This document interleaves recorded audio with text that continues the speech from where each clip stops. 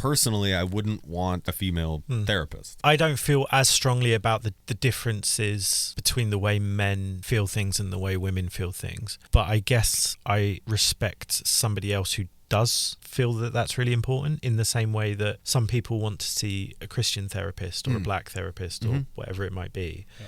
Because they feel like only that person will be able to empathize truly. Take the fact that that matters to me out. Would there be some validity in that statement that I made? It's kind of an impossible question because of the premise of taking the fact that it matters to you out, because that's the only reason it's important there. So I would say that someone who's trained and is good at their job should be able to empathize with anyone in front of them, because I think part of empathy is accepting that, no, I don't know what you've gone through, you know, and I can't. So explain, help me. You know, help me understand that as best I can. That's just kind of an unnecessary hurdle. It sounds like it's an unnecessary hurdle for you. So like, but why bother, you know? Skip the bit where it's like, no, I don't know what it's like to be a man. Just hire a man.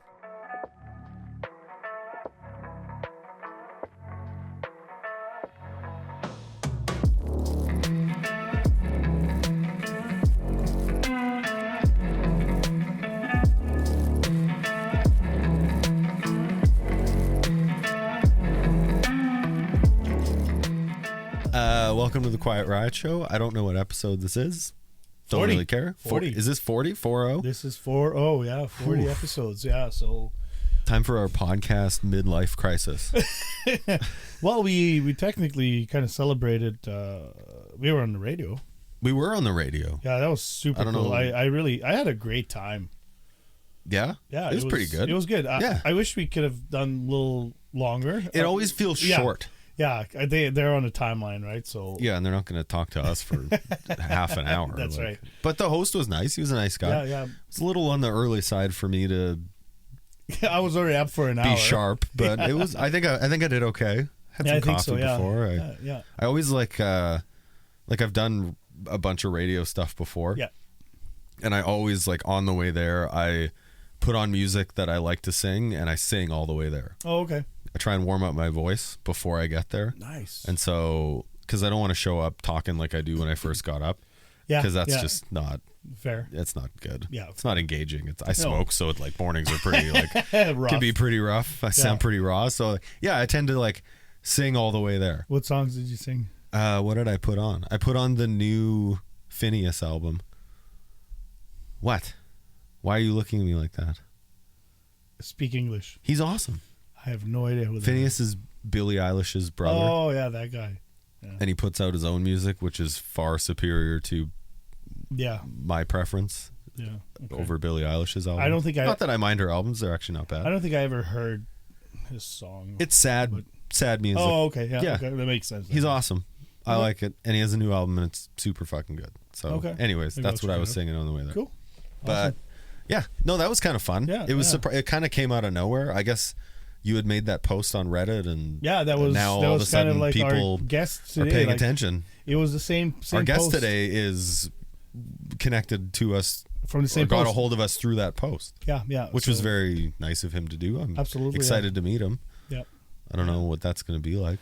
Well, we'll find out. Maybe he's a real professional sitting in a real. We always say we're not professional, blah, blah, but it's like. Should I bring a box of Kleenex because we're going to be crying? Maybe he's going to tear us apart. I don't think that's what they do. But, I'm actually super excited about it because we've wanted this for a while. We've talked about it a lot of times. Yeah, and I think it'll be interesting to pick his brain and I don't know what to expect. Yeah. But I'm excited, and I hope we learn some things, and I hope he has a good time. And I mean, I always hope our guests enjoy having been here.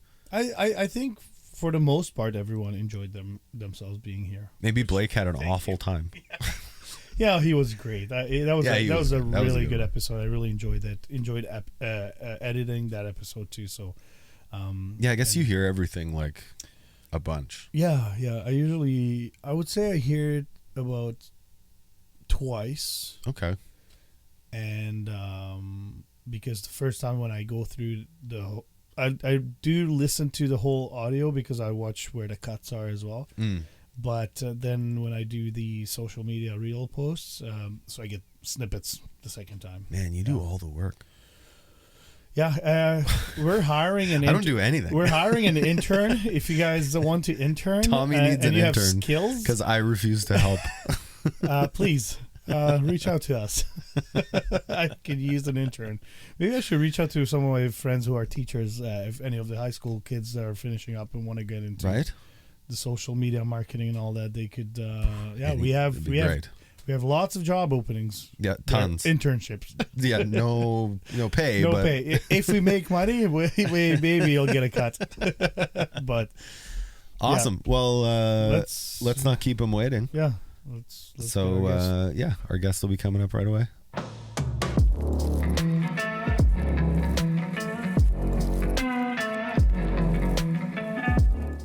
Okay, so I'd like to introduce Daniel Hutton Liens. And you got it right. I got it right. And I love your accent. Like you are. Thank you very much. You are British. Yes. Yeah. And when we connected through Reddit, and thank you for reaching out. I really appreciate that. It was first time I really made a post on Reddit about our podcast, and I got really good response and a couple messages that actually were very positive. And so thank you for agreeing to come in to sit here in the studio and have a chat with us. You're a professional therapist, and we've been stating on our show that we're not professionals. So yeah, today we are. Today by we proxy, have one. We are by. He's 3 feet away. That's right. Yeah. So thank you very much for coming to our show and let us pick your brain. Yeah, of course. So I guess first of all, you're not from here. No. Based on your voice. Yeah. He's not from here based on his voice. I'm certainly from here. Based on your attitude. I guess a couple of sort of personal things before we get into it, but what brought you to Canada or Manitoba or Winnipeg? I guess go wherever you want. So my girlfriend is from here. Okay. It's as simple as that, really. Okay. We met online and I moved over as Nice. soon as you opened the borders after COVID came Oh, over. Oh, okay. Yeah. So you haven't been here all that long, really. No, this will be my 4th winter, which is how I measure my time here. Yep. Sorry about that. I understand. Yeah. Do you like the Winnipeg winters? That's a no. I'm used. Am I used to them? I like them. I do like them. Mm-hmm. It's still a bit of a novelty to me. Yeah. I forget how hard it's going to be every time, and then it starts, and I'm like, wow. Yeah. That's quite a lot worse than I remember it being. What helped me to kind of get over that initial shock is oh, it's gonna get worse. This isn't that bad. It's gonna get worse, and then when it hits the minus 32, this is it. Okay, and now it should get better. It should get better now. That's awful. But I do actually. I have a couple friends actually living in England. I have a cousin there as well, and I could not put up with the cloudy rainy weather. That I'm from Slovakia, and that's very similar. The winters are like that. You get a couple sunny days, but then it's raining and cloudy, and it's very depressing. And I even here these last few days, actually yesterday I came home from work and I was just I don't know what's wrong with me, but I'm just I don't want to do anything. I had a bunch of things on the list to do, and I'm just nope, I'm gonna watch some TV and relax. And then my wife mentioned it. She's like, well, we haven't had sun for the last 2-3 days. And I'm like, oh, that's what it is. Yeah. It really affects me in a negative way. So you always have this happy-go-lucky fucking attitude about winter here, and I don't appreciate it. I love the sunny, cold days. Yeah. They're fantastic. And when I try to explain it to my family over in Europe, they don't get it. That it's minus 20, sunny, no wind. You can go out in a hoodie. They're just what the hell's wrong with you? So well, you can. You're insulated. Yeah, well insulated. Yeah. Anyways, enough about me and my insulation. Yeah, all right. We have a guest here. Well, welcome here. We're Thank really you. glad you're here. Actually, like Tommy said, we've talked so much about having someone who does this for a living, so who not does this, but has a professional way of doing this, not just friends in conversation. Yeah. And I'm excited in a way to have you here for sure. Oh, so glad. I'm for sharing your time and being willing. Yeah, no problem. It's nice to have an excuse to talk about it, to be honest. Good. It's kind of fun. That's good. Well, you probably spend a lot of time listening. Yeah. That's 90% of it. Less, yeah. So today you're welcome to talk as much as you want. Yeah. Is that? Would you say that listening is one of the most important things being a therapist? Yeah, absolutely. It's the thing that they go through first in the introductory stages of the courses in the college and things like that. Is all about active listening, but then not so active that you look like you're doing active listening, I suppose, and really taking in what you're hearing, even if it's the stuff that is maybe boring or feels unimportant or something like that. Yeah. Checking in with things. Yeah, I guess paying attention as much as you possibly can. Yeah. And it makes up the vast majority of the session. Yeah. Is me listening to the other person talk. Mm-hmm. Speaking of checking in, why don't we do our check-ins? Sure. Yeah, and then we'll dive right in.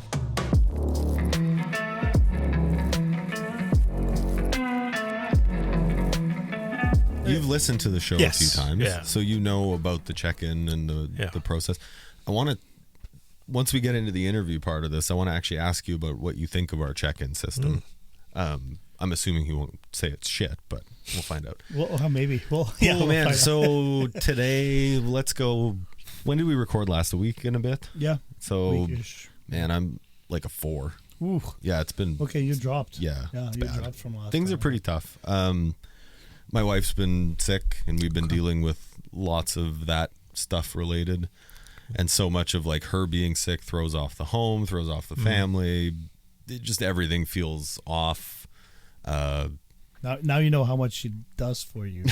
I always know how much she does for me. But that's a reality. Like, I know just the impact of like living with somebody going through that is like it takes a toll. It's hard. It's hard on my daughter. It's hard on me. It's hard on her for sure. And I know, like, I've been there where, like, not for like you guys have been dealing with this for quite a while now. Yeah. But like I know, like, when my wife would be sick for like a week, let's say, and it's like I know how much I need her to do certain things, and two, I feel completely useless. Even though I'm doing certain things to make her feel better, I still kind of feel like, oh crap, like, even though I let's say I do her chores or I prepare her food or tea or whatever, I still can't make her feel any better than she is right now, right? Yeah, it's frustrating. Yeah. It feels defeating. I think like I give me a problem and I want to fix it. Right. Like that's, and maybe that's I don't know if that's a male thing or not, more so, but like for me, I feel like, tell me what the thing is to do and I'll do it. Yeah. Like it's a job. Yeah. Like give me a job that helps fix this and I'll do the job. Yeah. And like there's no job that can help fix this. Yeah, and it makes me feel defeated and it makes me feel like shit. And like I think this week I just kind of hit a wall with it. I'm really good at pushing everything down. Yeah, and this week it's having a hard time staying down. And so it's been tough. It's been a tough week. Yeah. Tommy? Well, so I'm the opposite now. I'm on my way up. I'm a 7 today. Nice. And last time I was a 4. And we traded. We traded. Yeah, we literally traded numbers. And when we did the radio show, we did the check-in, right? And I was a 4, and I kind of mentioned that I went through some negative. They're not issues, but just lots of negativity was happening during last week for me, and now that my position changed at my workplace a little bit, all that load that I used to carry is now gone. So basically, having a full-time job with 2 other part-time jobs within one workplace, and I can let you know after. I just don't want to talk about it on the mic. Sure. Now I only have one job, and that's not a full-time job, and I can literally just kind of wipe my hands. I've seen the signs. People didn't want me to do that job that I was doing before, and I was like, okay, that's great. So now I'm back on the floor working. I'm probably one of the highest paid janitors at work, but it's a great job. It's non-production. I work in a manufacturing company for a manufacturing company, and I'm non-production. So we basically have a task to do, and we have 8 hours to do it, and we're free to do whenever we want to do it or how we want to do it. We just get it done.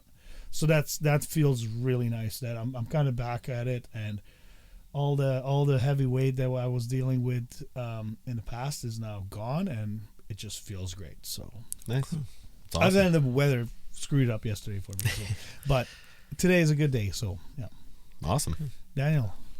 Yeah, I was thinking what I'd rate it out of 10. I'd guess, let's say a 6 today.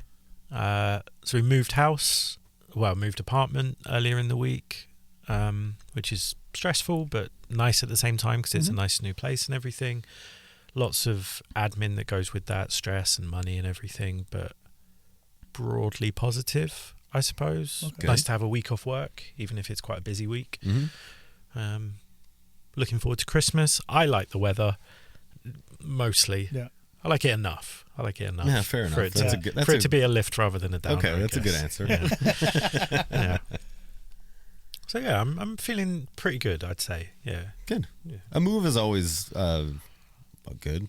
Yeah, I It's think fun so. moving. Yeah. For most people, move because it's a good thing. I Not don't everybody, mind guess, the but- moving part. The prior to, like, where you have to, like, okay, Yeah. wrap everything up, pack it all up, and like you kind of go through. Do we really need this, or do we just throw it out? Yeah. You know, and so that can be a little frustrating. But yeah, you're going into new things. So then, it's, like, I remember when we moved into this house, I was so happy to paint the whole house. I was like, oh, this is great. Now the idea of repainting everything, I'm like, oh God, like I don't want to do it. No. Well, it's lived in. You've lived here. That's right, And so, yeah. like, when nothing's long-term lived in, you don't have as much stuff. Yeah. You moved from the UK, and so for you probably didn't come with a ton of stuff. No, just a suitcase of clothes, really. Yeah. And so really, like, how much can you accumulate over 4 years? Yeah. Well, when you've lived somewhere for 14 years, that's a little Yeah. different. For sure.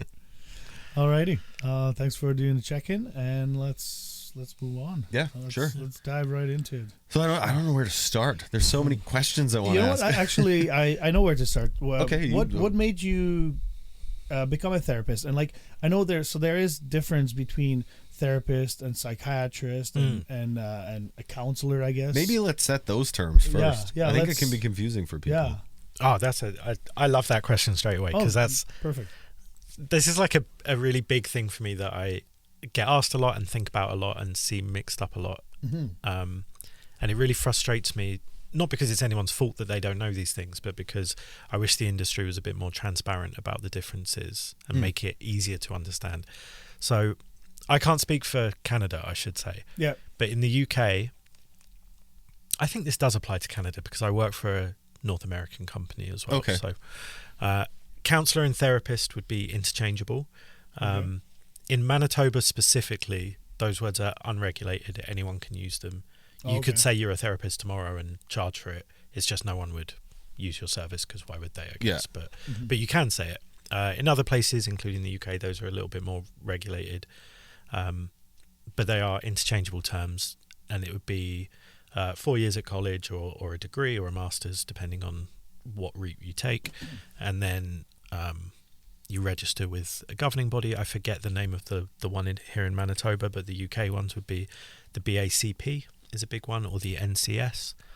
Would it be like a college of something here? Is that what they would call it? I'm trying to think what it would be called. It's probably called something like the College of Manitoban Therapists or something. Yeah. And that would be what sets you apart from the people who just use the word, I suppose.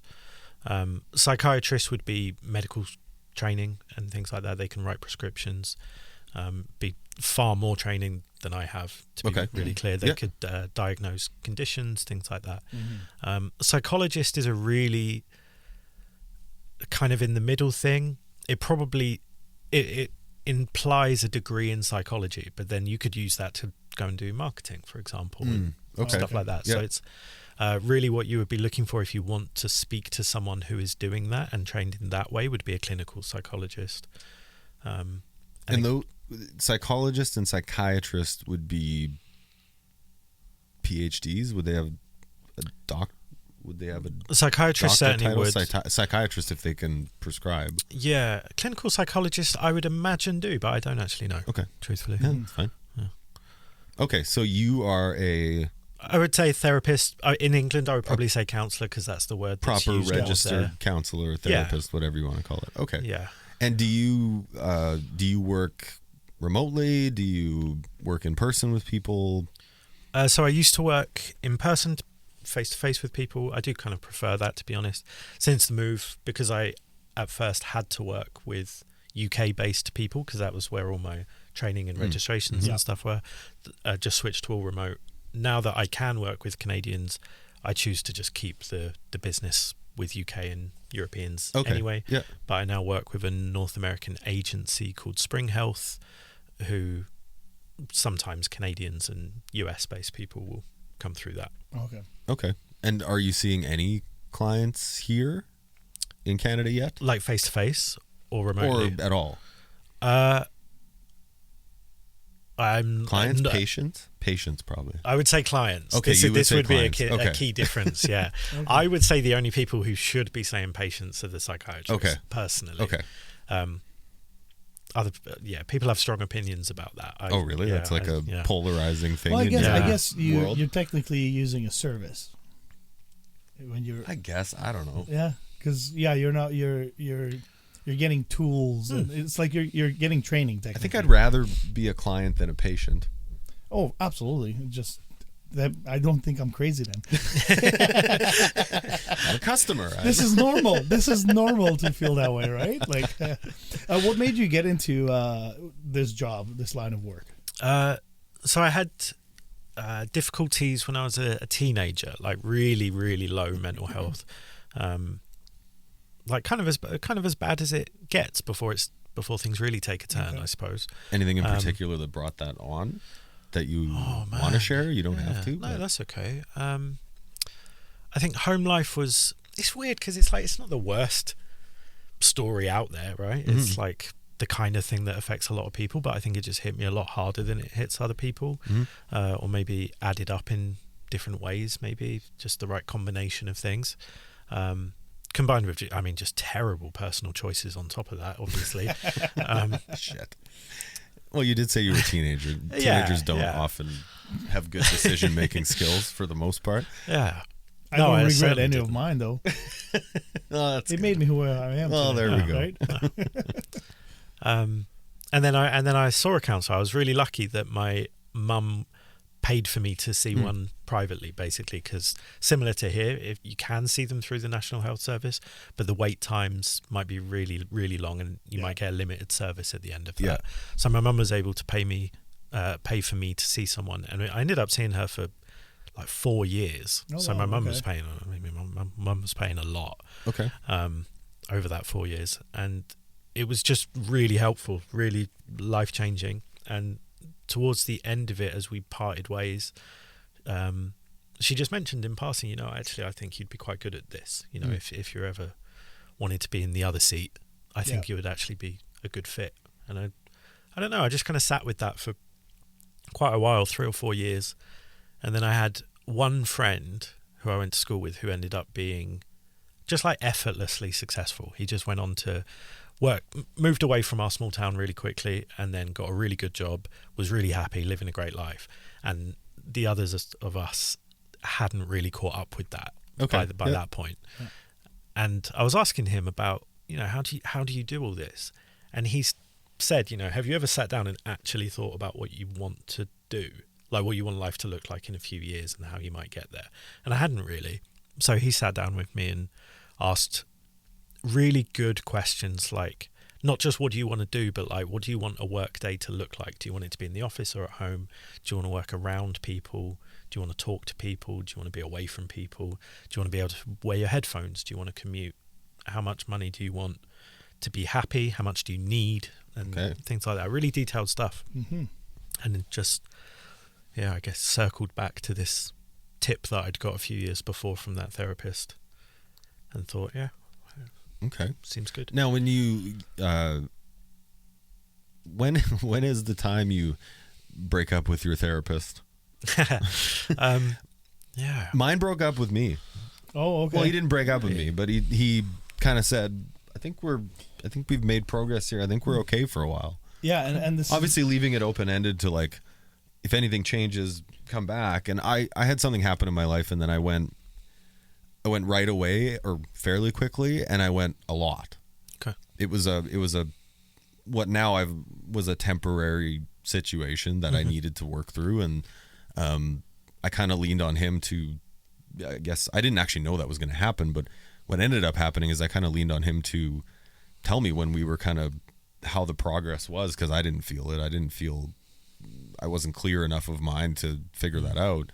And he was kind of like, I think we're good. I think you're doing well. And like, our sessions are different now than they used to be. And like, you don't have to come as often. Is that a normal thing? Does that, I don't know. I feel very sort of therapist mode now. Normal's maybe a weird word. Sorry. I feel like therapist mode now. I feel like I need to say like. Well, you're and normal in what sense? We're not just having. Fuck! I shouldn't have said that. You are here and you are a therapist, so you're going to respond accordingly. Some of it. We also want you here as you, sure. So we'll kind of move in and out of that, but. I guess normal maybe isn't the term. I'm just teasing. It's normal. Yeah, no, that's good. Yeah, it's fine. I'm going to use normal as a placeholder word. You understand what I'm getting at. Yeah. Actually, that phrase he used, the sessions look quite different to how they used to, is like word for word what I choose to say, which is not something that was ever fed to me specifically. It's just ended up the same. I think that probably is my clue to like, hey, maybe this person doesn't really need me now, and I think it would be unethical to keep taking their money. That's really the point of saying that, I guess. Sometimes I say that and people say, I agree, but I just want to say anyway, for almost like maintenance, like going to the gym or something, right? Which is fine, but I would then probably suggest maybe we don't need to see each other every week. Okay. But yeah, I think that's quite a common thing to happen. So we actually had a listener that emailed us, and he had a similar question. So he's just trying therapy for the first time. His name is Carlo, and he actually signed his name and then saying Winnipeg, we're trying therapy for the first time. But his question was basic, and he had no idea. We didn't know that you're going to be coming to our show. It's just this question happened. This isn't planned. We've gotten it like a couple weeks ago or so. And I was like, oh, perfect. I read it, and that's when we started communicating. So I'm like, I'm going to save it for the show. So if you're currently in therapy session, how often do you change therapists? I recently began therapy for the first time, still with my first therapist recommended by my EAP, and three sessions in, and she's great. I hope I can use all my remaining insurance covered sessions with her, but sometimes I can't help feel that I should change if that time comes when she's not helpful for me anymore. So says thank you, and keep making these episodes. He likes these. So so is that okay to I think in an ideal world it would be great if that person could say to their therapist in a nice way, I don't think you're helping me anymore. What do we do about that? Because it may be that person has the therapist might have just slightly misread a situation. They think they're doing something helpful that is no longer helpful. They may be thinking the same thing. They may be thinking, something needs a change here.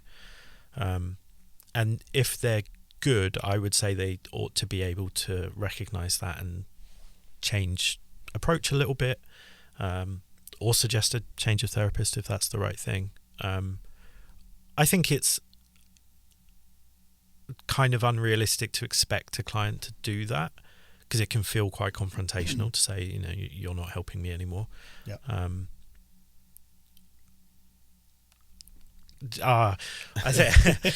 So I guess that leaves just changing, but I don't like that option. I suppose. I think it is fine to change, but I've done like personal therapy through EAP as well, and I believe it was 8 sessions that I got that was covered, and if I needed more, I would have to contact my EAP through my work and get more sessions.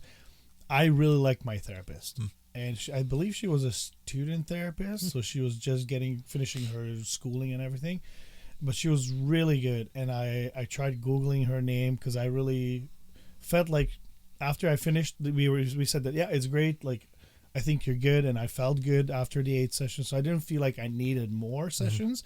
But I was thinking more for the future if I need to. Well, she already knows my story. I want to go back out. I tried Googling her name and I couldn't find it. I was like, this sucks. Because I felt very comfortable with her. How important is that? Like, when you get a new client is there sort of a, like, I think people are apprehensive to switch. I had this conversation with someone like a week ago, and not Carlo. Like they feel apprehensive to switch because, like, I'm already 4 sessions in or 10 sessions, and like then I'm gonna have to go back and explain everything again to a new person, and maybe that's not gonna work. How important is that, or is that something we as non-therapists going to see them? Is that something we put in our heads that just ends up being a hurdle that doesn't need to be there? What, the idea that the therapist knows my story, I don't want to have to go through it all again? Yeah. I guess it depends. If it's an EAP situation where you have 8 sessions, if you're 4 in, and then you're going to have to spend the first of the next 4 with the new person just giving context. Unfortunately, that is just a downside of only having 8 sessions paid for, I guess, which is a shame. I would say it probably is the lesser of 2 evils to just tolerate the flawed relationship you have with the existing therapist there. Okay. Just try to get as much out of it as possible. Yeah. Even though you might not get necessarily the 100% of the help that you need, but you might get 50 or 60% of it. Sure, that's kind of what I'm thinking, which isn't great. I appreciate, but it's the downside of the costs, I guess, of the insurance and things. How much is backstory and context? How much does that affect how quickly or how slowly, or how much does it actually matter to you to function and do your job well with somebody? It's very dependent on the approach. So there's different schools of therapy, I suppose, different approaches. So famous ones are CBT, for example, which is cognitive behavioral therapy. That would be like a very minimal context needed. It's like, say you want to quit drinking, quit smoking, something like that. That would be perfect for that. And I don't want to quit either of those. So CBT's fucking out. I thought you did want to quit drinking. Well, I didn't know. I didn't want to. I did. Those are different things.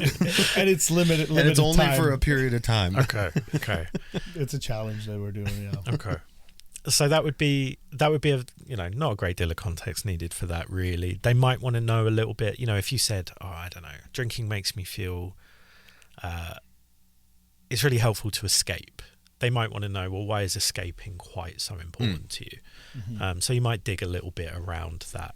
But you could probably, that's why EAP often is CBT based, and National Health Service stuff is CBT based a lot of the time, because it's quite short and sharp, I suppose. There's other ones like psychodynamic, which a lot of clinical psychologists use. It's part of my training and I like it a lot, which is, the cliche is like your relationship with your parents. That's that whole thing. Yeah. Tell me about your mum and everything, all that stuff. So that is very, very context based. I want to know everything. Yeah. And I do find that really, really helpful. That is, the foundation of all of it, I suppose. Okay. And is that is like kind of your preferred school of teaching or school of whatever you want to call it? Yeah, so that method is more your. I was reading a little thing on you, and it was you like more of a conversational approach. Is that kind of your school of thought on it? So that would be my primary approach. Would be described as person-centered, which is very conversational. I guess it's kind of halfway between. That's a bit of a shortcut way of saying it, but kind of halfway between psychodynamic and CBT. It's very conversational. The whole focus is on authenticity in the client and in the therapist. So if you find something funny, that's okay. If you want to cry, that's okay. It's that thing you described earlier of being very, very non-judgmental. That's one of the real hallmarks of that, is being non-judgmental. I think psychodynamic stuff is great when it comes to kind of theorizing, making those slightly more abstract connections. Like, okay, well, that reminds me of this thing that your mum said 20 years ago that's stuck with you, and now here we are dating someone exactly like your mum, and do you know what I mean? It's that kind of. So I think it's helpful as a framework, but I think to actually flesh out the sessions, person-centered will always suit me more as a person, I think. Yeah. Now, I would view person-centered, and this is just opinion, but like I would view person-centered as more intimate. Yeah. of a connect of I would just view it as more intimate than like CBT. And so with that, I think, Tommy, you wanted to talk a little bit about this anyways. I'll just kind of go. But that more intimate thing means that like you have to be more intimate as well in your questioning and in your focus, in your thoughts. Does that make sense to you? Yeah. So I guess the next phase of that would be like, how do you handle that? Not with your client, but how do you handle that personally? There's a detachment you have to make from like, obviously you can't talk to, I'll just say in a funny way, but like you can't talk to 20 sad people in a week and not feel the weight of some of that, or you have to learn how to not feel the weight of some of that. Yeah, I think the learning how to not is the thing there. I think the learning how to not is really important. I think you kind of lean into it to some extent. You like really let yourself feel it in the session. I mean, you don't want to be in floods of tears for the other person, but it's okay to feel really sad about what they're telling you, and to tell them that, you know, to me that's sad also. I mean, I probably wouldn't make a habit of saying that all the time, but sure, you know, if it's something that's really, really heavy, it's worth acknowledging and feeling it, and, you know, giving yourself some time after the session to think, fuck, that was hard, that was really sad. And then you write your notes and you kind of put some of your feeling into that and think about it, like really engage with what's been said and the reality of that. Like, wow, this is an actual person who's actually going through that thing, and that's really rough, but it's going to be really rough for the next person, even if the thing they're dealing with is probably on paper less serious. And then also, you know, it's equally important that I, for example, just enjoy my dinner with my girlfriend after work and go to bed and spend time with the cats and stuff. Like, like you're not going home talking about I had 6 hours work. Oh, this client went through this. And I'm sure that's not. That's sure. There's a certain amount of leaving it at the door or whatever that. But I guess that's something that they teach you in school, when like how to deal with your own emotions, and like you mentioned that you kind of write down the notes and you put your heart into it. And I actually just heard, I forget now who said it, but talked about journaling. And I know our previous guest Glenn mentioned that too, that he started journaling. It's like you can write these things down for yourself because you can really express your emotions, your feelings, whether you're angry, happy, sad, doesn't matter. And I guess that's a form of like you're releasing the maybe negativity or emotions, your feelings, and putting it on paper. So that's pretty cool. I've never tried journaling because I don't know. I think I feel kind of a little bit stupid of doing that, you know. But I think you are a little bit stupid. That's a different show that we're going to talk about. But I'm always like, I've been hearing it more and more now, and I'm intrigued more to actually try that and really let my feelings out. Because I mean, I'm a very open person. I have no problem talking about my sadness at the moment or whatever. We do it here, microphones here, though. I do find this easier than doing it without microphones. Really? Yeah. Okay. Way easier. Yeah, well, I think part of it is we feel comfortable with the mics on. Like you've been on the mic even before that. Like, yeah. So you've had that comfort level, and also I think it's almost like it's our job to be vulnerable and to express our feelings on here too. True, and I think for me, even though we bare ourselves or we say anything we want, there is a certain level of anonymity to what we do. Yeah. Even though my face is on the screen and my real name's being used, which I previously didn't use in my last podcast adventure, and for good reason. But like there is a sense of anonymity where like I said to you before, and I can't remember if we were on or off mics, but like the therapist I went to, he didn't fucking know me. He didn't know anything about me. Yeah. I didn't know. I knew even less about him. I knew nothing about him, actually. I didn't even ask. Do people ask? 50-50. Yeah. Some people really actively don't want to know. Like you said, it's important that they don't know anything about you. Yeah. Some people have said things along the lines of, kind of, for this to work, I feel I need to know that you're not like just a robot or something. They want to feel like they're talking to a human. Yeah. Okay. I liked that I didn't know shit about the guy. He didn't have any fucking pictures on his desk, nothing. Okay. It was awesome. Yeah. It was just Dr. Bruce, and this is where he sits. Yeah. No, and it's interesting because like we've done marriage counseling with my wife, and I've also done therapy prior to that when our relationship was not the strongest. And I remember like talking to a therapist, and I was just like, kind of bitching about my wife, maybe, a little more than, maybe I made myself look a little bit better in her eyes. And it's like, I'm only really giving one side of the story if I'm complaining about the relationship, because there's three sides to the story, right? I have a comment about that. Keep going. And so, yeah, I just like, is that something that you guys pick up on where like, okay, well, I hear you, but you're full of shit. Like you might not say your bullshit meter. Like you might not say, but like, like I might be like, wow, she really doesn't let me do this or that. But meanwhile, I'm a piece of shit, and I'm like not being a good husband necessarily, and just want to party all the time, for example. Like do you guys? I would guess they have pretty high levels of discernment. I think it's definitely proven to me that I would. There's no such thing as these like human lie detector things you see. There have been things people have told me that have really surprised me, where it's like, for the last year, this thing I've been saying, it hasn't actually been like that. It's been like this.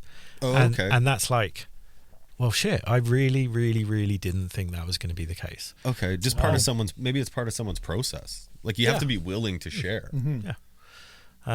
I see it as probably a bad coping strategy for the last year, but then great that they're addressing that right now. I got a laundry list of those. I think I probably do, if I'm being completely truthful and not professional, occasionally think this person is saying this when I know they're out partying or whatever it might be, and that obviously their wife's going to be pissed off at that or whatever it is. Now, what's your role in that? What do you view your role in receiving that information as, being that person's therapist? Yeah, there's different schools of thought, I guess. There's definitely a right time to challenge and a right time to just empathize and just think, well, this guy thinks he's hard done by right now. He's not, but he thinks he is, and that matters. And if I'm making that choice, it really does matter. It's not me thinking, okay, pretend this matters for the because I'm supposed to. If that choice is made, it's because it's the right thing to do, or I think it is. And so I really mean it, I don't sort of fake the empathy. I think probably when I challenge is when I feel like I can't hold it in anymore. And that is how they usually look. There's a moment of like, come on, like we have to talk about this. And is that how, when you've done that, taken that jump, and I'm sure that's a sort of regular thing, you try and decide when to take that jump. Is it often received better or received well, and does it produce a positive result? The strength of the relationship is really important there. If that's going back to your example earlier of the EAP that maybe isn't going so well, if that's a weak relationship and then session 7 of 8, I take a risk like that, it's just like another reason to be like, fuck this guy. Like, who cares? But if you've been working together for a good amount of time, you trust that this person has your wellness at heart, I think it goes well. Okay. Yeah. I can see that. I feel like being a therapist is almost like statistics in math. It's like, well, if this is the case, then this could be or you could use this, or maybe it could be this way, like there's. That's a good. I don't think, right? Because like, how formulaic is it? First of all, I hate statistics, right? And like, I never understood. I'm like, what do you mean? Like, and so it's one of those things, like, you really need to pick up on like what they say, how they behave, how they react to certain things, and then you kind of generate your answer or like your suggestions, right? Because it's not like you're being the IT behind the phone, like, oh, if this is the issue, then this is the answer. You don't go by a book. Right? Or is it? Or I wanted to know. Ooh, okay. So I want to talk about that. We're going to take a 5-minute break. Let's take a break, yeah. I want to talk about that a little bit. I want to dig into that because I don't know, I'm obsessed with trying to figure out, like, can you formulaically is there a formulaic approach that works? You better not use that on me. And I want to learn how to do it so I can fucking no. I just want to see how, I want to talk about how, like, potentially robotic it can be or can become, and maybe the difference between, maybe there's differences between a good therapist and a bad one just based on their level of empathy or their level of robotic thought towards situations. And then I got lots of things I want to talk about. Sure. We'll take a 5-minute break. Okay. And Yeah, no problem. Yeah, we'll run some ads. Yeah. People appreciate the fact that you're genuine and authentic. Just be yourself. Like, I complimented Justin Lamuda from Rainy Day Forge. He put his YouTube video out, and I've seen every other video he's done, but this one was different. And I reached out to him, and then when he answered, he said that he was just being himself. Guys, listen up. You know what makes life better? Great knives. But not just any knives, custom knives. Need a knife that'll handle your outdoor adventures? Or a kitchen knife sharp enough to make you feel like a pro? Check out Rainy Day Forge. Crafted right here in Winnipeg. Get yours today at rainydayforge.ca. It's captivating. Why? Because he's being himself. There we go. Okay, so when we left, I had all these questions, and now I hope I remember most of what I was thinking about.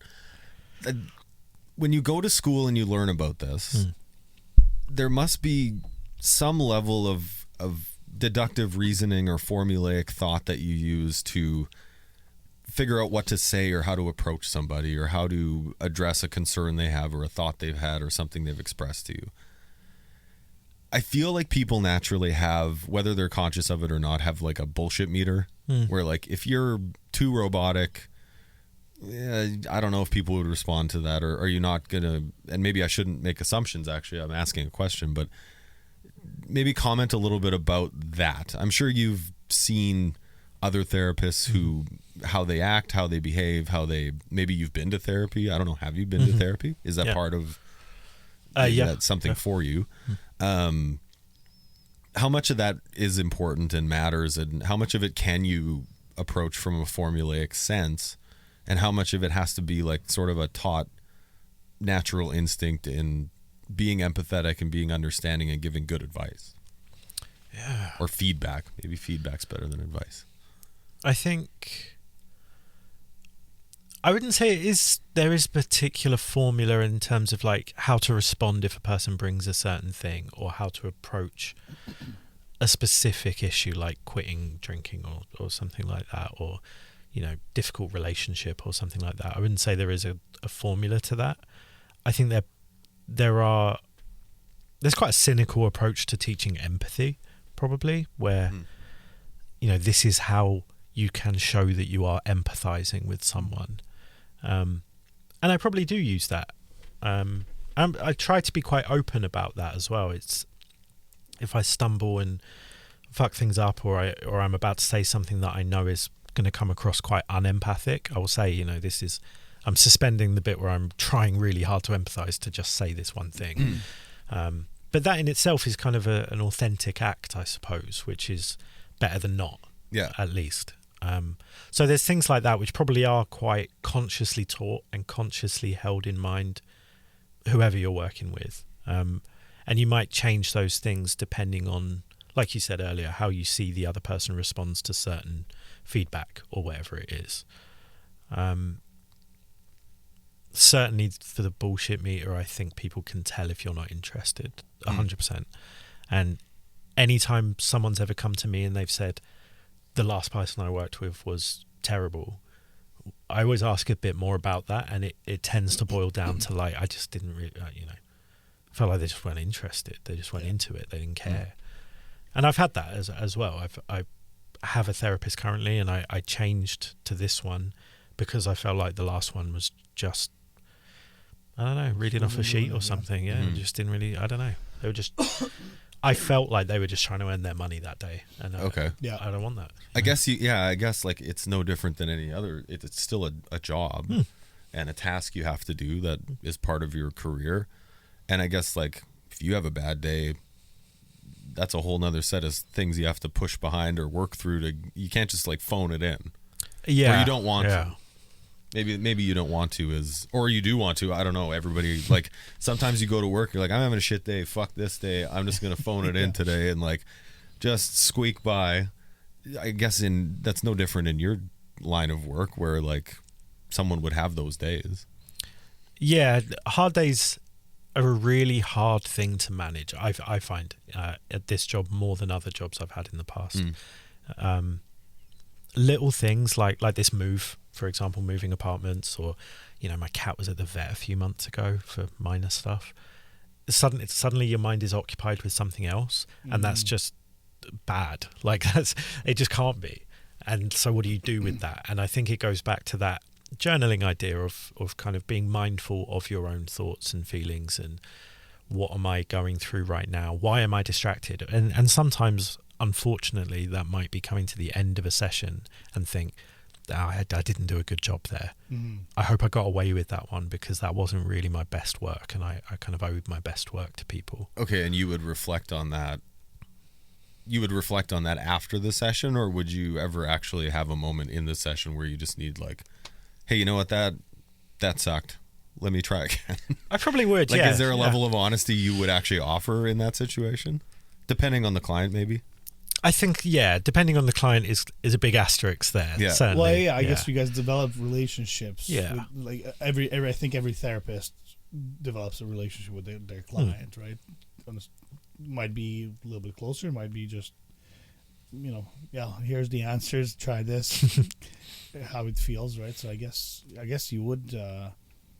Would you be, like, just kind of, would you tell him actually during the session, like, hey, I need 5 minutes? Oh, I think I would. There was my thoughts or whatever, right? Yeah. Like, because if it's, let's say you're dealing with something major, right? Yeah. You still have a job to do, but you don't want to, fuck up that person even more than they are. Let's say, or just because you're having a bad day. I think if there was something that big, so we had a bereavement in the family recently, for example, and I knew that I just had to cancel everything for a little while because what are you going to do? It's, and so I think you can usually predict that kind of thing. If I'd have found that out like halfway through a day, I still would have cancelled the remaining of the day. Just would have said it was an emergency. Well, and I would guess that's like that's the responsible thing to do. Yeah. When you're dealing with people. Yeah. You're not selling something to somebody and you can just push it down for the day and just building something. I'll fill out some reports and just whatever. Like your line of work requires, I would imagine, a different level of mental stability and being in the right place. It's not a task-based job. Yeah.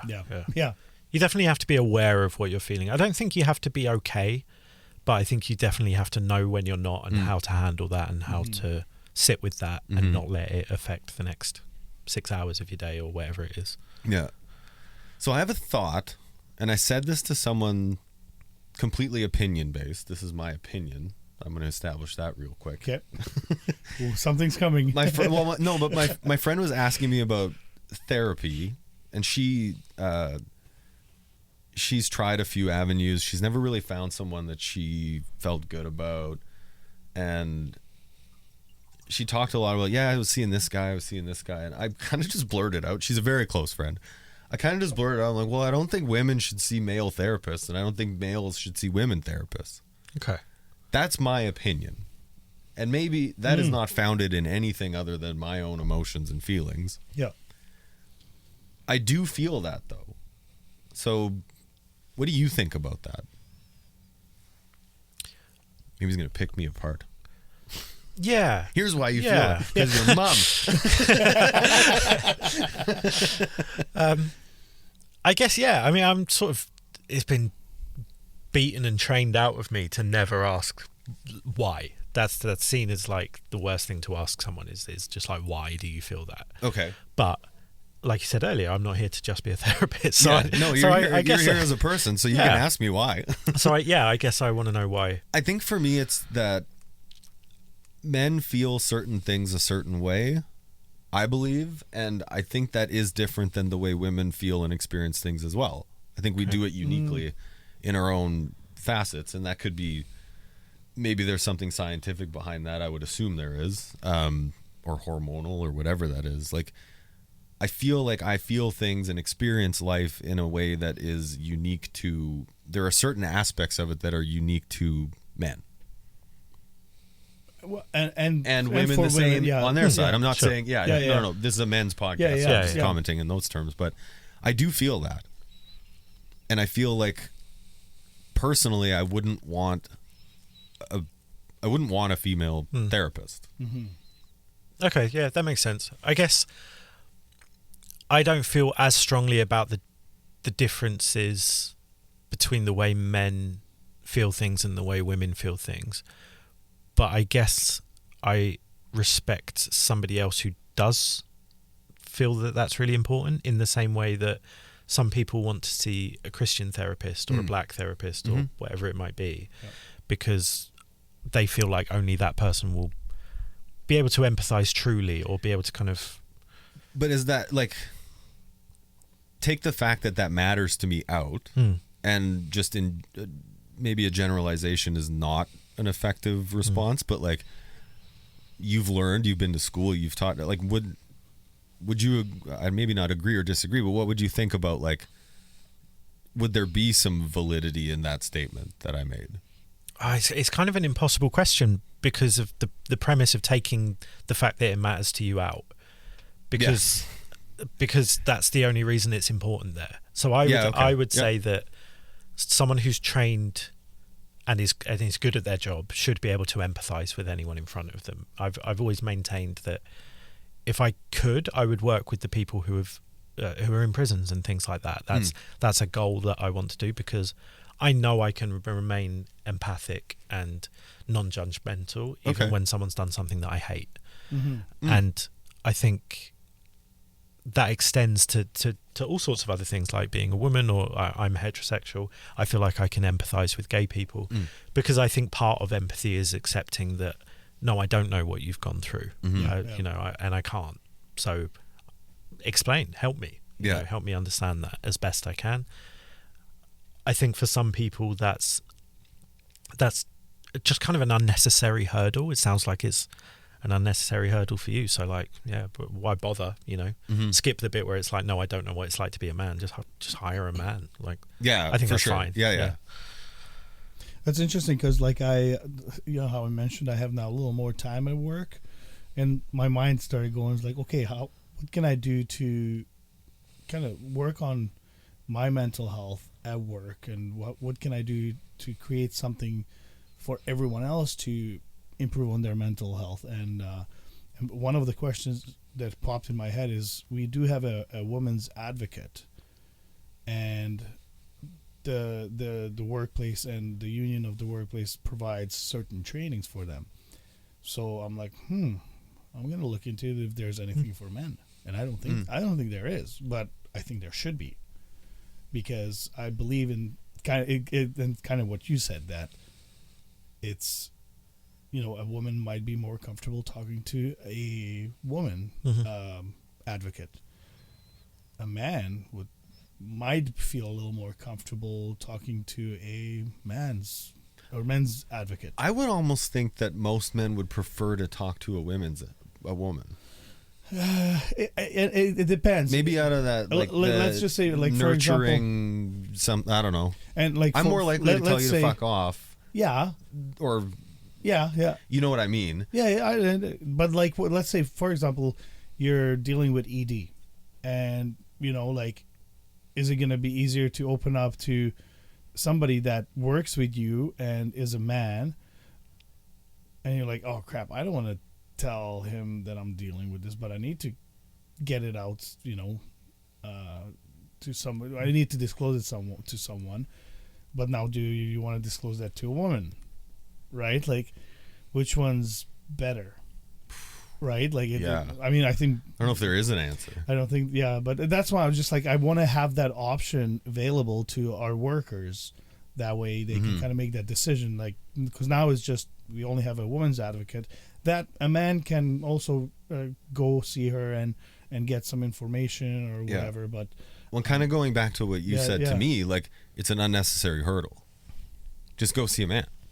If you want to see a man, go see a man. If you want to see a therapist who's a black person, then go see a black person. Like, I guess my hope is that whatever anyone's preference would be, that they can find access to that. You were hoping for an answer, and then he just kind of threw it back at you. That's what he does. Yeah. That's amazing, though. I guess that would actually lead me. So another thing, and what is, like, I find so much solace in conversations and looking to and confiding in friends. Okay. Maybe talk a little bit, because I think we have a lot of listeners that do the same. I think people tend to do that. I hope they have friends they can talk to, or trusted people they can confide in. Maybe comment a little about the difference between seeing a therapist and confiding in a friend. So I would say agenda is the first thing that comes to mind, is that one of the foundations of the training is to never have an agenda. Even if the agenda is objectively to improve that person's well-being. You know, you want to work generally for the benefit of people, which is always a phrase I don't like because it's so subjective. But I think friends and family will always hopefully want the best for you. Sometimes maybe not, I guess, but like they'll always want something. They'll always have an idea about what is the right way to approach this thing that is happening for you, or this thing that you're feeling. And they'll kind of all, by necessity, they will all be wrong, because they're not you, they're not in your head, and there is probably no objective right answer. If occasionally someone gives really great advice, that's great, but that's just luck, you know, which is good, but it is nothing more than that. And I think the complete lack of advice that a good therapist will give, giving you space, hopefully, to find your own way through that, would be the best chance at having a sustainable long-term direction going forward, I guess, because it'll be a more authentic and organic way forward. Yeah, okay. That's a great way to answer that. Have you answered that question before? It came up a lot in college, I guess. Which I should say, I don't think that means that a therapist is better than family and friends. In fact, I probably think the opposite, because I think a wide network is better than just like a small but deep one. Sure, I would. Yeah, I would think both are important. Like there is something different. Both have their place. There is something different. You'll get you'll have a different experience emotionally with those who know you intimately and love you, and there's a part of that matters. And maybe I would view it the same as there's a part of going to see someone who doesn't know you and you don't have this reciprocal intimate relationship with, or history, or like my mom. Like, I've known my mom my whole life. She gave birth to me. Well, she'll give me you're right. She'll give me different answers than you would if I was having a session with you. I think both are important. Yeah. I would view them as both valuable. Maybe valuable. I can be very honest with my family. Like, not with, I'm very honest with my wife, but like my parents, my in-laws, my brother, I don't talk to him very often, but because we don't see each other very often, so I try not to lay that on him. And I just don't feel comfortable like opening up to my family about issues. Really. Anytime it's someone I know, I feel judged. You're always choosing what you're going to say and not say. Yeah. Maybe with a therapist you don't. I don't, yeah. Or you shouldn't. Maybe shouldn't is better. I was very comfortable speaking very openly with my therapist. Me too. Therapists. Yeah. Yeah, I was too. Yeah. Because I didn't know. I didn't hold back, and I didn't feel like there's any judgment coming towards me, you know, if I say this. So, whereas like, opening up to my mom or dad. We've talked about your mom a few times. Oh my god, yeah, it's like instant like daggers flying my way, and my dad's like, you should maybe talk to him about your mom. Yeah, my Not dad, this episode. My dad would be like, why the fuck are you seeing a therapist? What's wrong with you? You know, like, well, many things, like, you're stupid. You know, like, he's very old school, and but yeah, no, it's definitely like, I tell our coworkers and people that have any issues going on, I always tell them, like, dude, like, make that phone call. It's so important that you just go talk to somebody. You don't feel right, go to the next person. Do a little research. I can help you. I actually helped one of my coworkers sign up to like it was like a session on how to pick a proper therapist. Oh, great.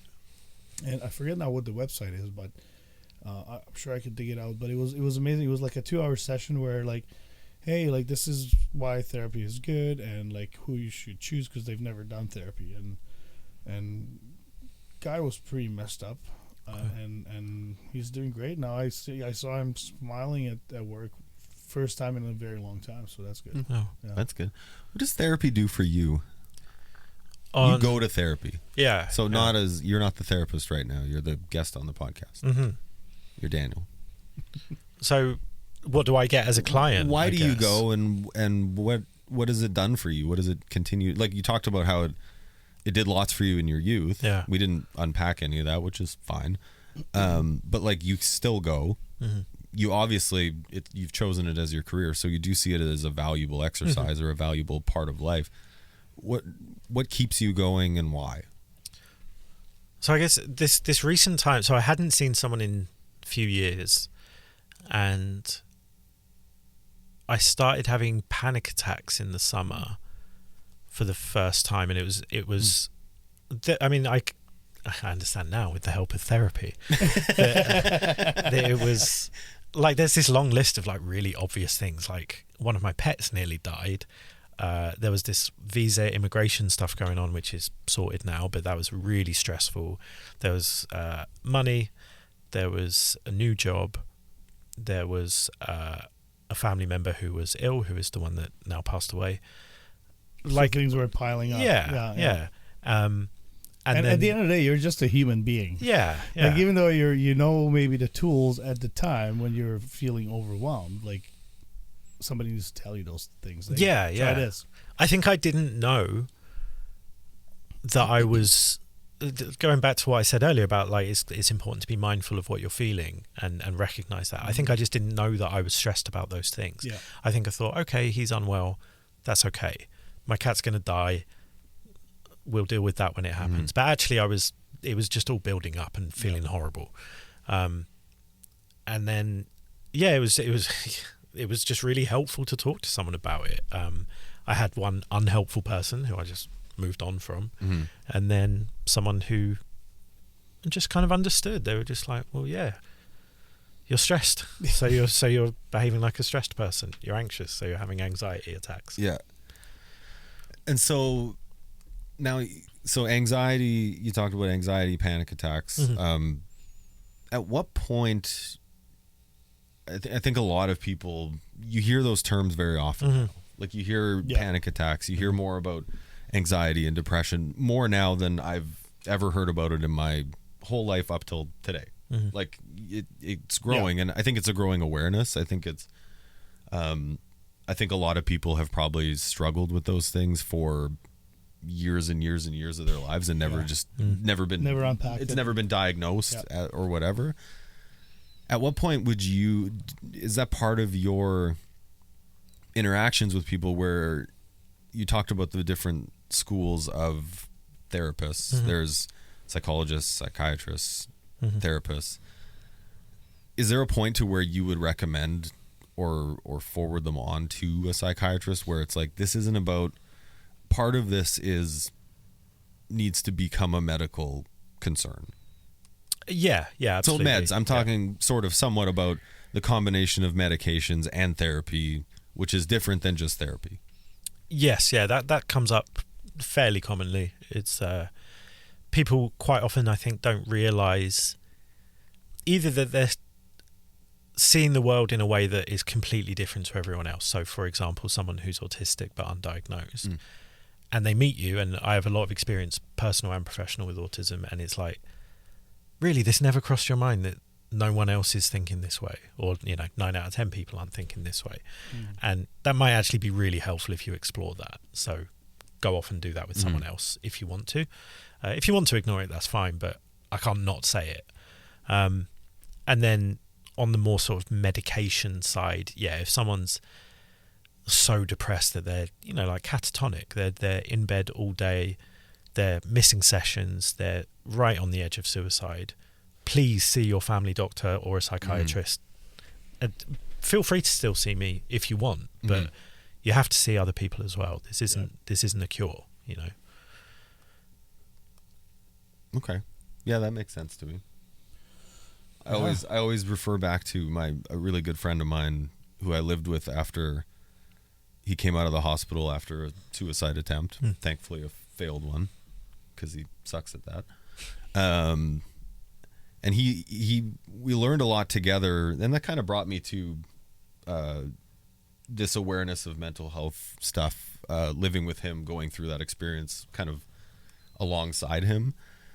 He said, we talked about medicate, because he was on a lot of medications. He still takes quite a few, and I believe needs them to function, or needs them to be the person that he actually is without the sickness. And he said to me one time, he said, the medications, I take medications because they clear my mind enough that I can go to therapy and actually do something about how I feel. Okay. That and I've always, that stuck with me. The first time he said that to me, that was burned in my brain, because I didn't know anything about it. I didn't know, I was going through this experience with like severe, true depression. You're not sad. This is depression. This is something misfiring. Something's not working. And that was kind of the way he framed it for me. And that made a lot of sense to me. Does that make sense to you? Yeah, absolutely. Like one feeds into the other, and you're adding to your support network, I guess. It's one more tool in the belt. Yeah, because like if you don't take the meds, well, you can go to therapy, but it's not going to do really anything, right? So yeah, you talked about it making him receptive. It put him in a place where he could be receptive to unpack the things that needed to be in conjunction to actually improve his health. Yeah. I know. I know. When I went through depression, my doctor prescribed me some really light meds, but I was very hesitant to take them because I still lived in a little bit of denial, because I never believed in therapy, in depression. And you know, when it really hit me, and I was just like, well, do I really need to take these meds? And I only took them for a month, I believe, and what a difference. Just it helped me actually think, like, figure shit out on my own, and be like, okay, so now I know what to do. I this was bothering me, now I know what to do to fix it, and just kind of step by step with therapy. Yeah, I was very, and I had people telling me like, oh, don't take them because they're gonna screw up this or that, and I'm just like, well, it's doctor and you doctor, you know. I did one of those, like, I'm gonna try the doctor. I mean, I think it's important to be critical of both. 100%, because like, again, like, you know, yes, we have free healthcare, and like, but like, really, I've had a family doctor. How are you feeling? Well, you need a week off. Sure, okay, go for it. Right? Like they're just there. They get paid no matter what, and some of them didn't really care. I have a very good doctor right now. I'm very happy, and he was right away. He's like, well, let's try adjusting your diet or whatever. Let's not jump right away to prescriptions, and then if you need to, then we'll get you something. Try it for a week, try it for 2 weeks, and then see how you feel, and then we'll revisit this. So I really like that. But yeah, no, sometimes it is just a medical or chemical imbalance, right? So did your panic attacks and your anxiety that you were or are, maybe it's a constant struggle, I don't know, is it? Have you found tools and things to prevent the panic attacks from happening? Yeah, it was lots of useful things. And it's funny because, you know, my therapist knows my job, and so she would always joke like, you know this, but I'm going to tell you again. and it really worked, because she's right. I did know it, but I just wasn't thinking of it. Or I kind of thought, maybe a bit like what you said about journaling earlier, I just thought, this isn't for me. Feels silly to sit and talk to myself, or to breathe a certain way, or to write something down or something. It's just, I don't know. I'd never actually done that stuff before. I just learned about it and told other people to do it. Yeah. But I did it, and it helped. Do you think it's easier for you to apply what your therapist tells you than when you give similar advice to somebody that is not a therapist? Just because you understand like how, even if it's a new method that you've never heard of, but you know what some of the suggestions that you give can help, how it can help people. So do you think it's easier for you to actually apply it to yourself? I think I never do. When you're told. Yeah. So when I'm in the therapist seat, I never give any suggestions and advice and that CBT style stuff, because it's just not how I work, and I don't particularly like it. But I do know that it works. I know it's really evidence-based and that they do work. And so if someone who does work that way just says, and she had a really nice tone about her, she would be really like, just shut up. Like, you need to do what I'm telling you to do. Otherwise it's not going to work, is it? Kind of direct. And I appreciated that. And I just thought, well, she's telling me to do it. Yeah. I know it works. If I don't do it at this point, if I have a panic attack, that's on me. Like, if I haven't even tried and then it happens again, am I really doing anything about it? Yeah. It's. I have a silly question. Go ahead. Have you ever done therapy to yourself where you looked in the mirror and it's like you ask yourself a question and then you answer your question? No. I guess there's they call it, what is it? Socratic questioning. Okay. Which is kind of tangentially related to therapy, I guess. And same with lawyers use it a lot, where you ask yourself a question and then you answer it from the perspective of a person who disagrees or whatever, and you kind of argue with yourself. But that really is just talking to yourself at that point. How does doing what you do for a living affect your relationship?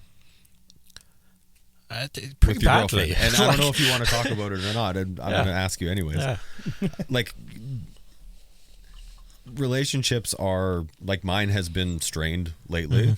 And so, like, how does that work with your partner and your schooling and your education with confiding in each other, communication with each other? Like, how does it have a positive effect on your relationship? Do you use things to better your relationship through your knowledge and education? Or are you just having the human experience and you do the same stupid shit and get mad about the same stuff or get in trouble for stuff?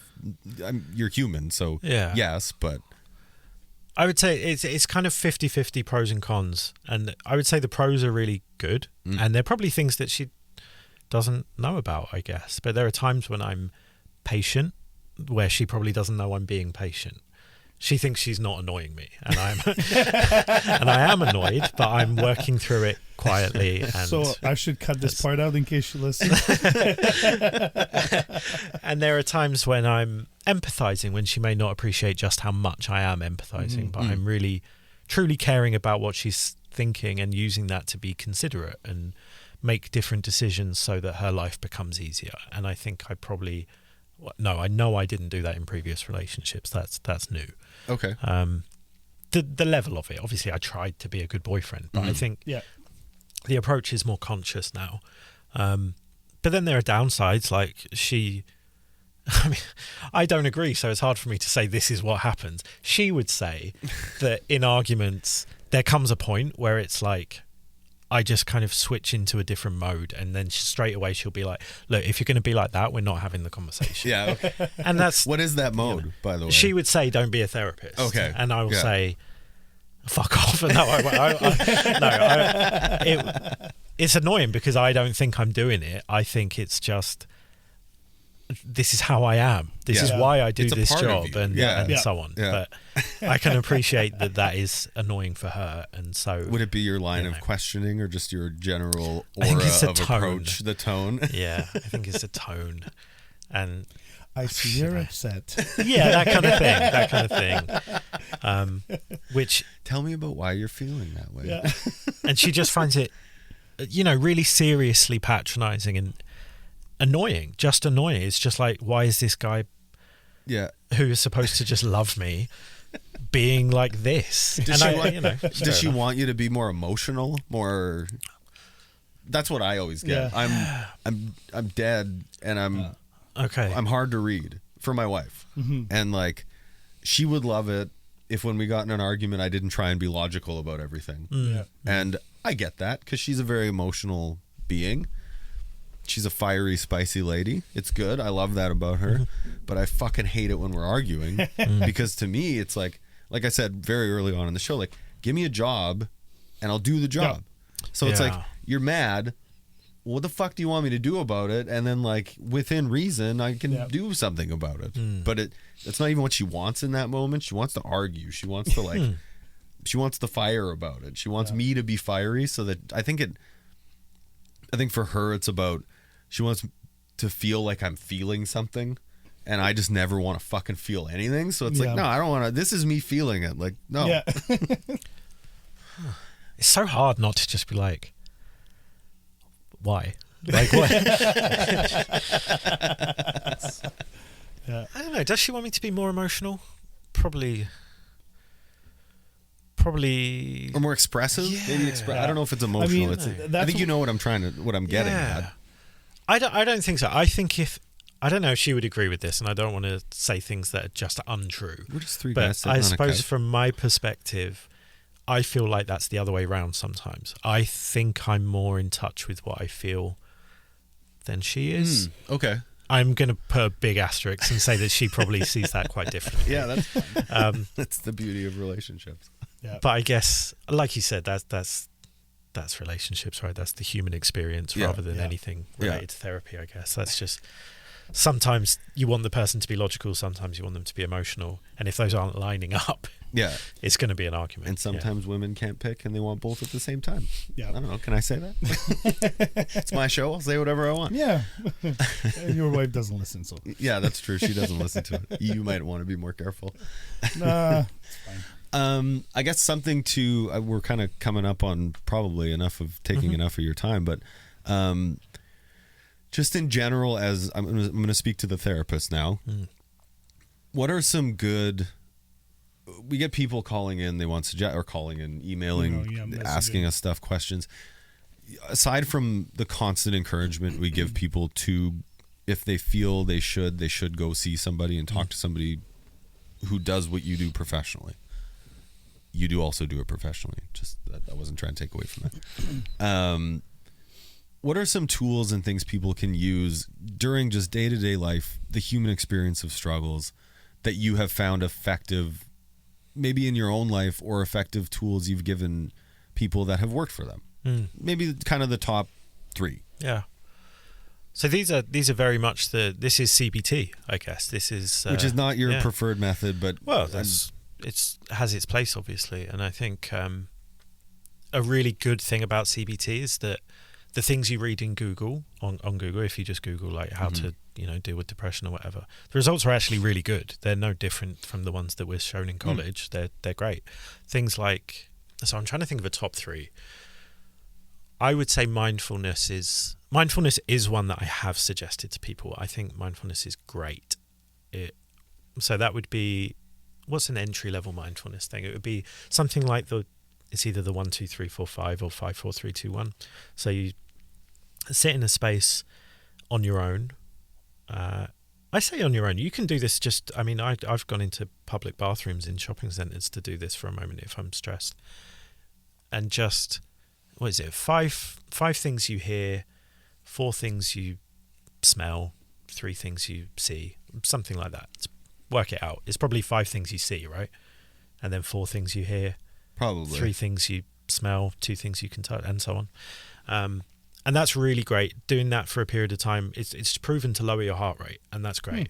If you're stressed and feeling anywhere close to a panic attack, by the time you're having the panic attack, no amount of talking and thinking is going to get rid of that, because that's a chemical reaction by that point. It's happening. And so things you can do that literally lower your heart rate are great. So mindfulness is top of the list for me. Breathing exercises, there's something called box breathing, which just involves, breathing in on a certain count, out on a certain count. You can find the numbers for that, like breathe in for 3 seconds or whatever. I think it's better to just do what feels comfortable. Pick a number that feels comfortable for you. Breathe in, hold it, breathe out. Do that for an amount of time that you can realistically do at your workplace or wherever you are at that time. Again, that will lower your heart rate and that will feel better. It just will. So those 2 are pretty direct, like in the moment I'm feeling something and that I don't want to feel things that people, I'm going to say, should do to address what they're feeling. So I'm trying to think of a third that is a bit broader in terms of like a general sense of unhappiness or something. Or maybe something that you do. Like this can be your own, it doesn't have to be a question for the therapist. It can be a question for Daniel. What do you do to maintain your mental health and improve it? So a lot like that friend I described earlier who had a really conscious approach to the workplace, like here's how you find a career. I would say really think about when you are content, not happy, but just content, where nothing feels wrong. And for most people, I think that is something that's kind of lame, that they don't talk about a lot, like video games or a hobby, or watching a certain TV show they've watched 100 times, like watching The Office in bed, or getting takeout food and, you know, sitting with your partner or sitting on your own, whatever it is. Really carve out time to do that. And I know that's easier said than done for some people, if you've got kids especially. But if you can find a small window to do that each week, or preferably each day, doing that will make a massive difference to your well-being. It sounds so obvious, but so many people I see, their lives are like 90% doing things they don't want to do. They've got a job they don't like. I'm sure they love their kids, but their kids are stressful, and you know, there's housework and there's things like that. You can not like them and still love them. Yeah. And 100%. I don't like my kids. I love them, but I don't have to like them all the time. No. So I think it's a really important thing. It's just like going. It's crazy because if you say like I'm going to the gym for an hour, everyone respects that as though it's super valuable. But if you say I'm going to sit down and watch Netflix for an hour, suddenly that's bad. It's or lazy. I'm going to play Call of Duty for an hour, that's bad. Yeah. But it's I promise you it isn't. It's just really, really good if that's what you like doing. I forget who I talked to. I think it was with Intergalactic Sauces guys. The first time they were on, it's that like it could be as simple as eating a bag of chips is making me feel really great right now. Yeah. Right? Like, who's to say that that's not good for you? I mean, sure, it's not good for you from a nutritional If you need to do it every day, maybe find something else. Yeah. But like at the time, like you might have a shitty day, and then whatever makes you feel great for the time being, it might be as simple as eating a bag of chips, and then you're feeling great, and you go on with your life or whatever, right? So. Yeah, I agree. I think that the thing about it being bad for you does come into that. That is actually an important distinction, because I think a bag of chips is obviously quite low on the bad for you scale, but alcohol and drugs obviously would come up if you're just trying to treat the feeling constantly. Or not drinking is really bad for him.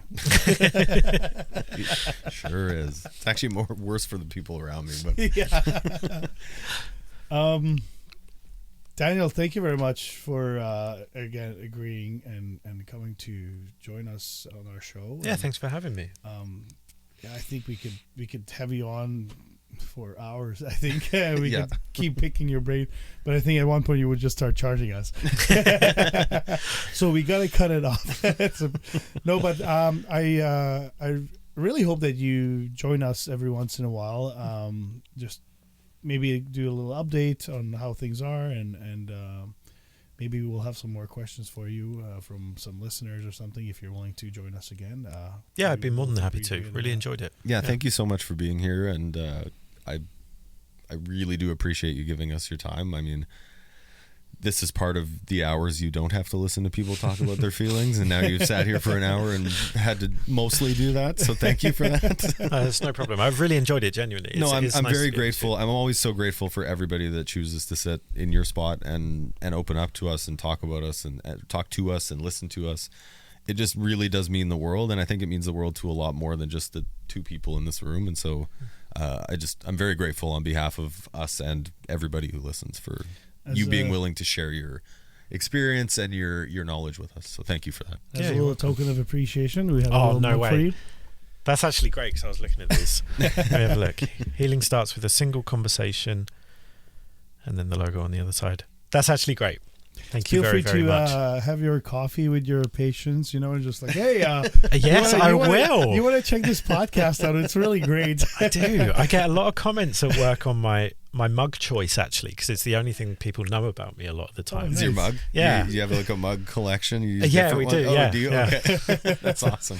Well, Winnipeg is lucky to have you, and thank you for being here, and enjoy winter. We'll talk to you some other time. Awesome. Well, thank you so much again for being here. Yeah, thank you. Thanks. Hey, Tommy, among all the episodes we've recorded, there's one common theme, and that's getting therapy.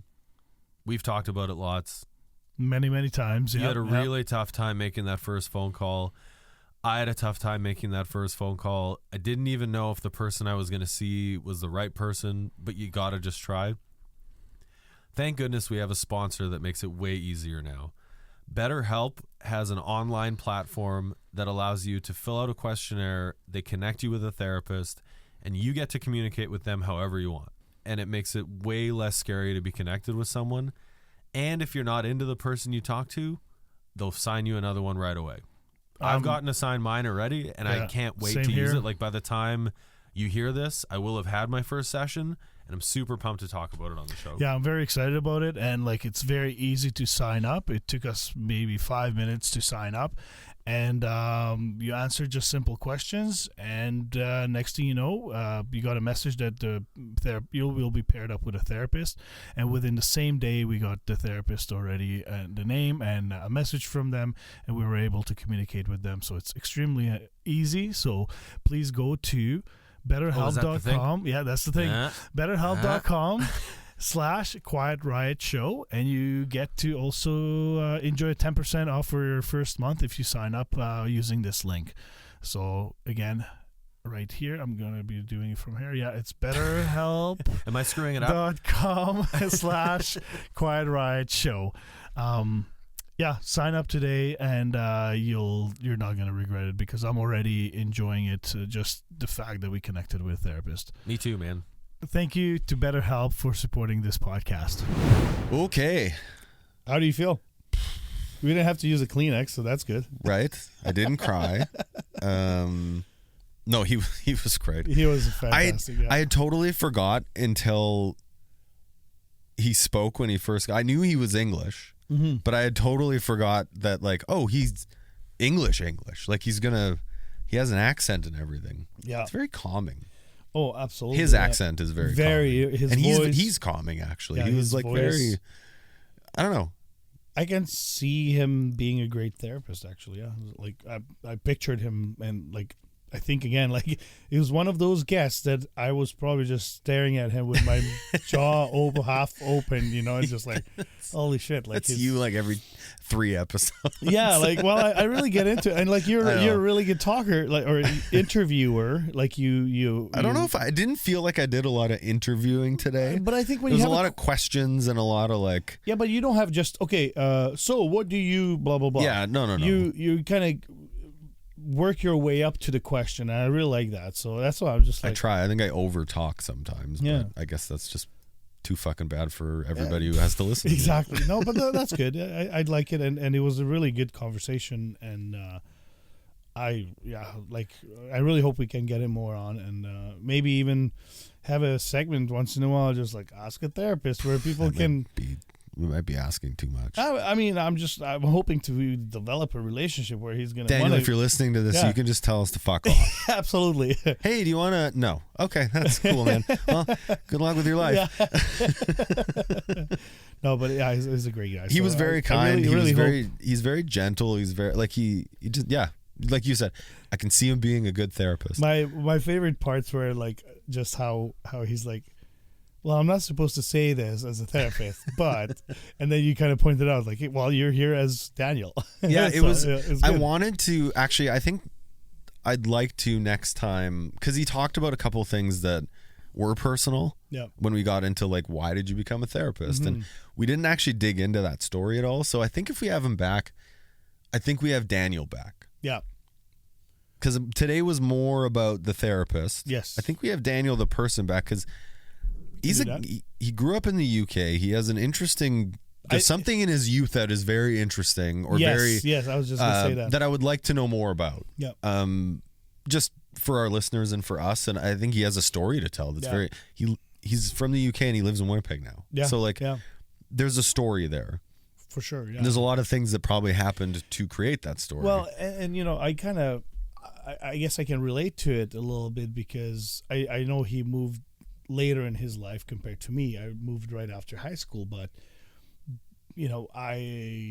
there's a reason why I wanted to get the fuck out of there. Yeah. Right. And to make a big step and commitment as a teenager, I was 18, but still you both a teenager. did it because you fell in love. Sure. Yeah. Did you draw that? Did you draw that parallel? No. That's what happened. Well, maybe, but you fucking losers. No, I'm joking. But to as a teenager, like you don't know what the hell's gonna happen in your life. Like you're just, oh yeah, let's do it. You kind of just do things.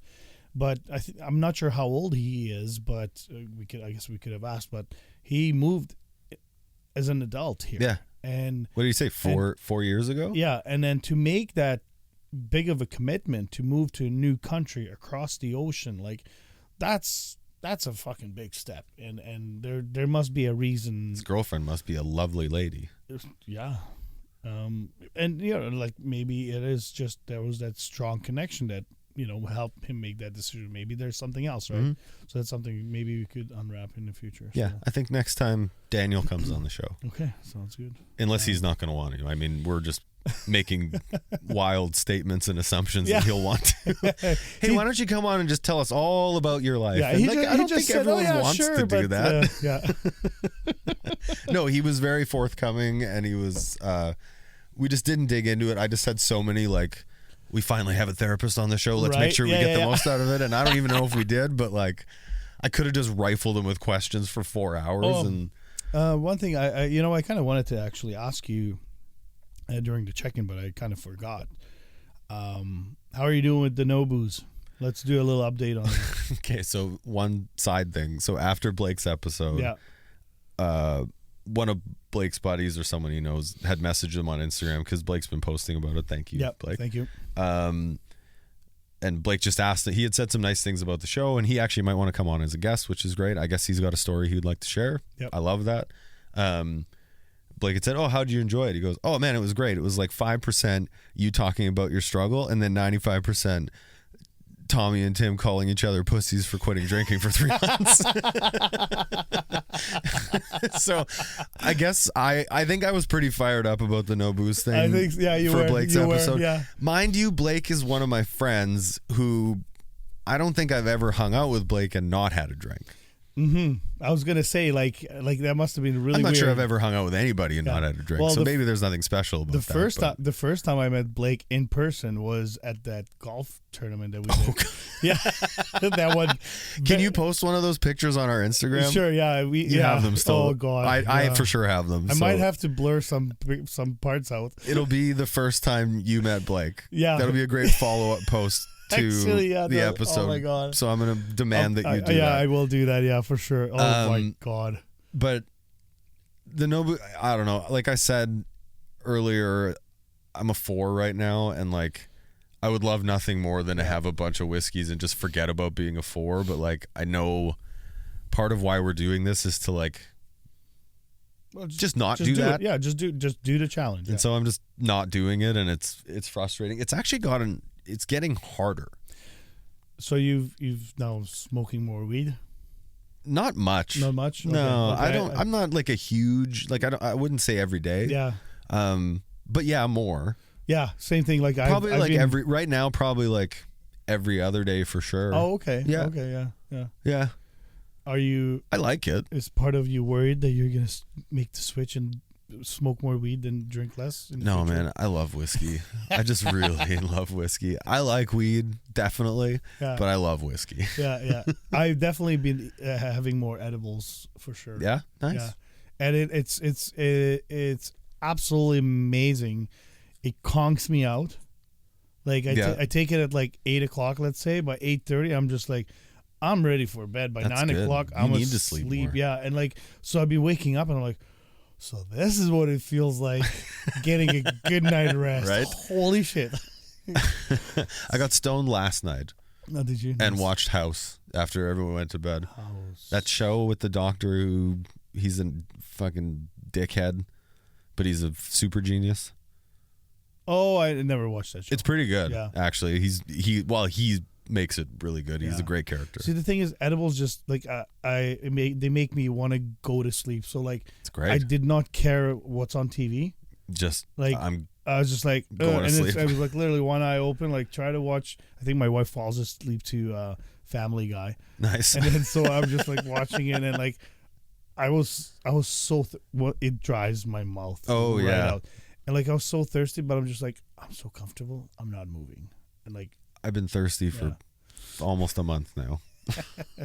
But it's been a month. Almost, not quite. If you think about it, well, by the time this we got is one out, more weekend to get through. But this is once this is out. Oh yeah, true. It will have been a month. Yeah. It went by fast. Like okay. You know, I'm glad for you. For me, it's just even like because life's busy, and just I don't think it's gonna be that hard if I get the break. Okay. Yeah. I still haven't decided about the break yet. You're gonna crack. I'm not deciding either way yet. Me and RJ are showing up in your house. Shout out to RJ. Oh shit. Anyways, thanks for tuning in, guys. Please follow us on social media. On Daniel, Instagram. if you're listening, thank you again. Thank you very much. I know we thanked you when you were here, but thank you so much. Yeah. Like I'm always so grateful everybody actually does this. 100%. Yeah. Instagram, Facebook, TikTok at Quiet Riot Show. On YouTube, it's Quiet Riot Show as well. And send us an email, just like one of our listeners, Carlo. He sent us an email. It was a perfect question to ask when we had a therapist on. QuietRiotShow@gmail.com. And yeah, just rate the show and let us know what you think. Tell your friends about it. Yeah. Share it. See you, everybody. Bye. All Quiet Riot Show episodes have been recorded and produced by SuverMedia. If you think you have an idea for a podcast but don't have the space or proper equipment, please visit SuverMedia.com for more information. We hope you enjoyed this episode, and if you did, please hit the follow button and leave us a review if the platform you are listening on allows you to do so. Subscribe to our YouTube channel, The Quiet Riot Show, and follow us on the Instagram page @QuietRiotShow. Please share this episode with others that may be interested in these topics. If you know anyone that would enjoy these topics, feel free to share our podcast with them. Also, let us know what topics you'd like to see covered in future episodes. Get in touch with us in the comments on our channel and social media, or send us an email to quietriotshow@gmail.com.